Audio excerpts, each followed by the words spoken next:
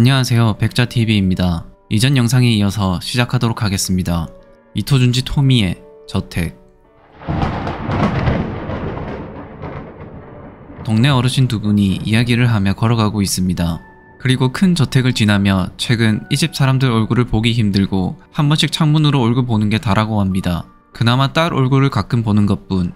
그때 갑자기 번개 소리가 들려오자 깜짝 놀라는 어르신들. 오늘은 날씨가 무척이나 좋았고 비 소식이 없었기 때문입니다. 그리고 저택 안 무척이나 조용합니다.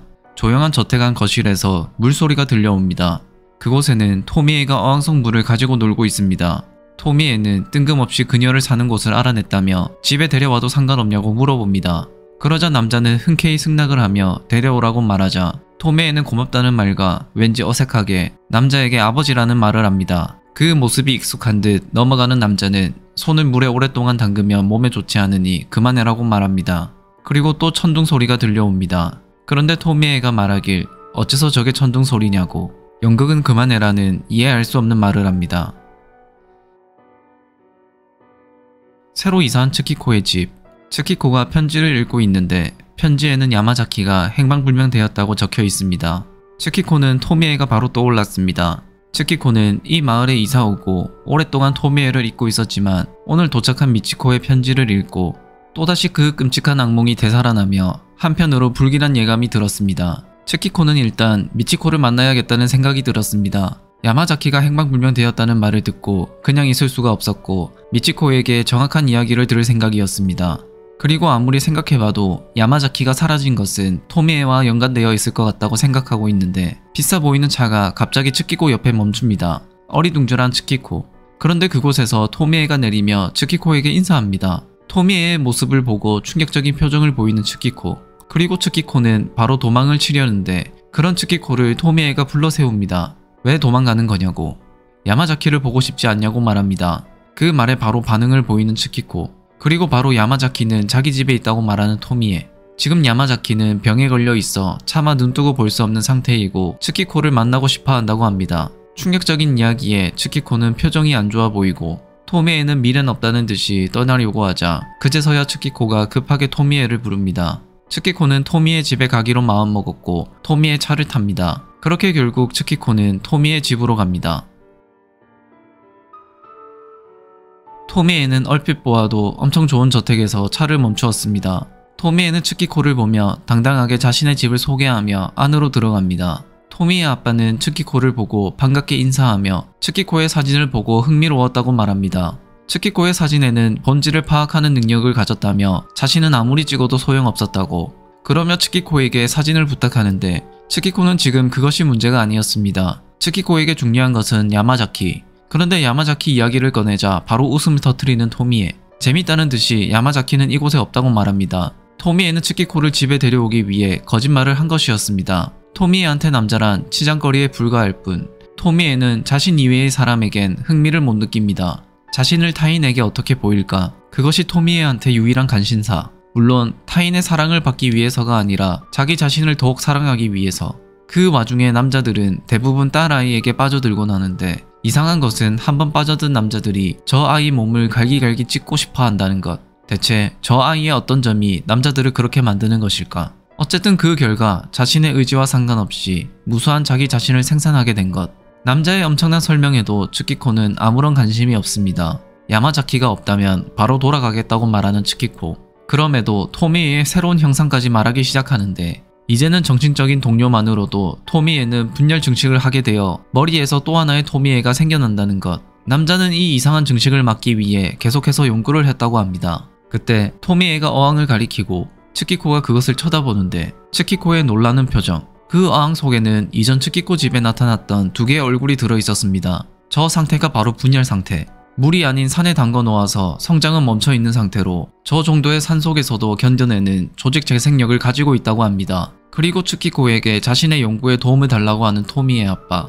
그들의 목적은 처음부터 츠키코였던 것 같습니다. 츠키코에게 자신들의 실험체가 되어달라고 합니다. 그런데 적극적인 아빠와는 다르게 토미애는 무표정한 얼굴로 어항에 있는 산을 가지고 놀고 있습니다. 그러자 토미의 아빠는 가스 때문에 숨을 쉬기 힘들다며 뚜껑을 닫아달라고 부탁합니다. 그 말을 들은 토미에는 일어나서 불만이 많은 듯 아빠에게 다가가서 말합니다. 전에도 실험하다 실패해서 이상한 괴물만 만들어내고 언제까지 이런 짓을 계속할 거냐고.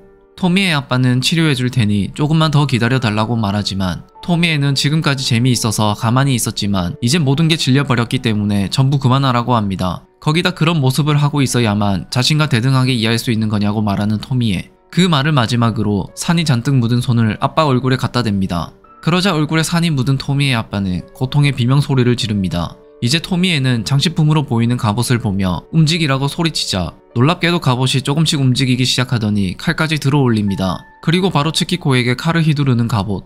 다행히 칼을 피하는 츠키코. 아직도 고통스러워하는 토미의 아빠를 지나 2층으로 도망을 칩니다. 갑옷은 바로 츠키코를 따라 2층으로 움직입니다. 그래도 이동 속도가 빨라 보이지는 않습니다. 츠키코는 전력 질주로 도망을 치고 토미에는 무척이나 여유로워 보입니다. 도대체 저 갑옷의 정체는 무엇일까? 조금씩 츠키코와의 거리를 좁혀오고 있습니다. 츠키코는 문이 열려있는 곳을 발견하고 조심스럽게 안으로 들어갑니다. 어두운 방 안, 들어오며 문을 닫는데 바로 뒤에서 살려달라는 소리가 들려옵니다. 거기를 쳐다보니 철장 안에 사람 한 명이 갇혀 있었습니다. 자신은 이 집 주인이라고 소개하는 남자.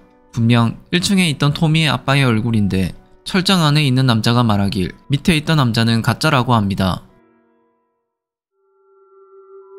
1층에 있던 토미의 아빠는 정말 가짜였습니다. 산이 가면에 묻으면서 타들어가는 고통을 참지 못하고 가면을 벗어버렸습니다.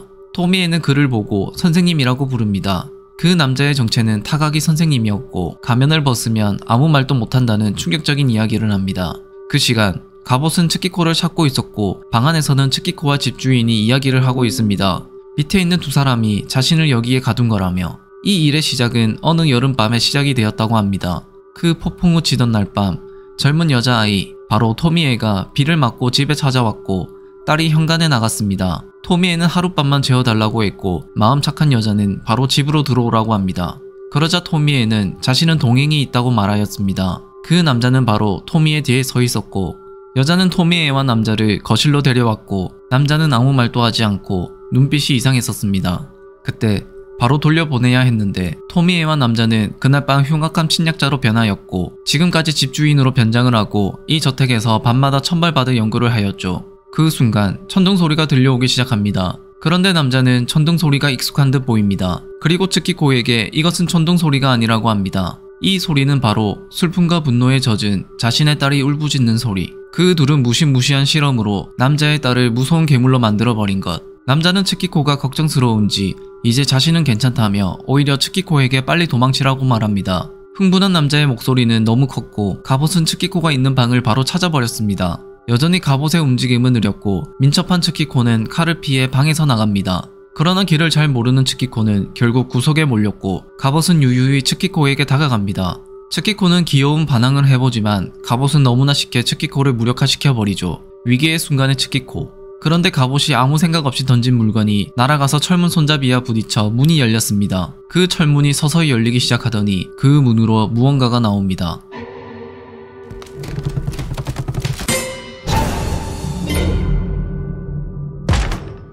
갑옷의 투구가 벗겨지는데 거기에는 사람이 있었습니다. 바로 다이치였습니다. 그 틈에 도망을 치는 츠키코.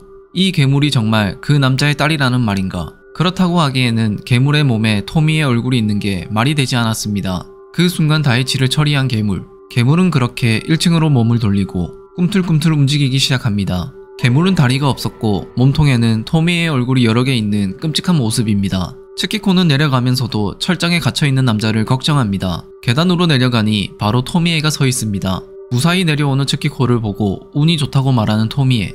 츠키코는 토미에에게 또 다른 토미에가 내려오고 있다고 말하는데 토미에는 츠키코가 거짓말을 하고 있다고 생각합니다. 그때 츠키코는 자신의 카메라를 발견합니다. 조심스럽게 카메라를 잡으려고 하는데 타가기 선생님이 그런 츠키코를 막습니다. 그리고 다시 한번 츠키코에게 자신의 실험체가 되어달라고 합니다. 하지만 그 순간 토미의 분신이 나타났습니다. 어느새 타가기 선생님 바로 뒤에 나타난 괴물. 섬뜩한 웃음소리와 함께 타가기 선생님을 잡아버리고 그 틈에 츠키코는 카메라를 몰래 빼돌리고 바로 토미에를 겨냥해서 셔터를 누르자 왜 그런지 모르지만 고통스러워하는 토미에. 한쪽에서는 타가기 선생님의 고통소리와 다른 한쪽에서는 수많은 카메라 셔터 소리만이 울려 퍼집니다.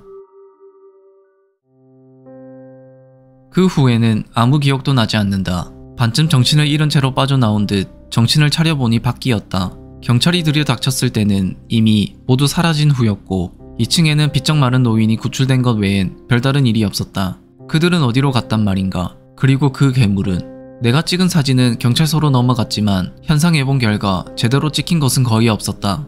단지 한 장만이 제대로 나왔는데 그곳에는 토미애나 괴물이 아닌 슬픈 표정을 한 여성이 홀로 서 있었다.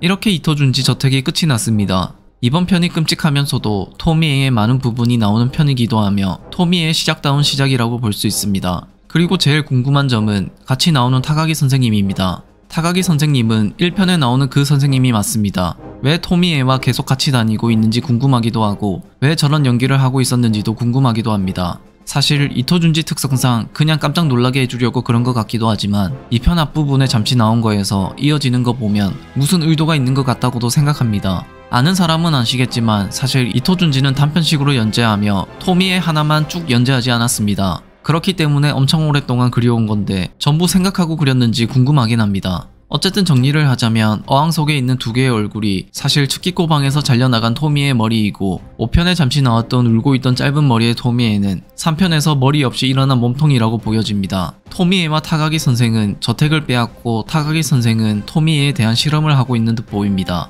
그러던 중 츠키코의 사진에는 무언가를 깨뚫어보는 무언가가 있다고 생각하여 저택에 데려왔지만 츠키코로 인해 모든 게 무산된 걸로 보입니다. 야마자키 선배는 어떻게 되었는지 가르쳐주진 않네요. 다음 편에는 또 다른 토미의 매력을 하나 더 보여줍니다. 그럼 다음 편으로 돌아오도록 하겠습니다. 재밌게 보셨다면 구독과 좋아요 부탁드립니다. 감사합니다.